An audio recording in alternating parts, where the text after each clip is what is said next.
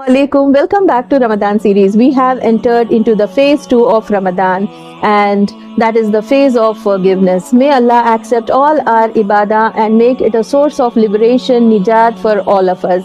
May Allah grant loads and loads of barakah, and He has promised abundance, barakah and blessings in this blessed month of Ramadan, and may we be the ones who grab these blessings. Ameen Subhameen. So today here I am to share with you some of the things you can do that are directly maybe not included in the obligatory prayers, but that sets a tone throughout the day. You stay connected with Allah subhanahu wa ta'ala, and that definitely will fetch you some points, some rewards in your account. So the first thing is, let's make a niyyah to be in a state of wuzu throughout the day. Okay, so to be in a state of wuzu, whenever you freshen up, make it impose on yourself that you're going to do wuzu, that too with your some subconscious affirmation with each and every act of wuzu. Second thing, let's stay in a state of zikr throughout the day. Okay, let's stay with it. Can be like any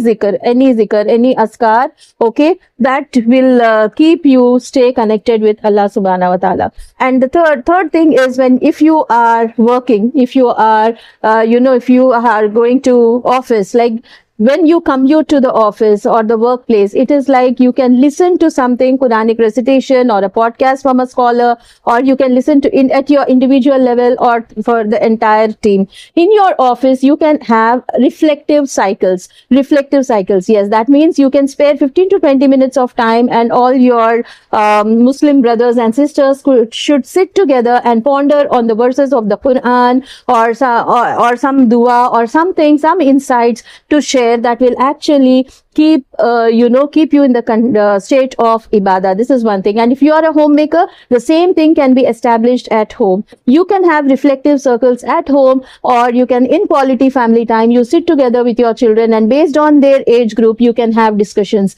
If you have small children, younger children, then you can have stories of the prophets mentioned in the Quran, establish a connection with the Quran, and do everything possible. And if you have adolescent children, then have some reflective discussions with them, sharing the consequences of what happened when a particular nation was disobedient and they have not obeyed Allah's command. So in this way, when you start reflecting and journaling your thoughts and keep yourself in the state of zikr, so that's how it is like, we fetch the rewards of Allah subhanahu wa ta'ala. Jazakallah khair.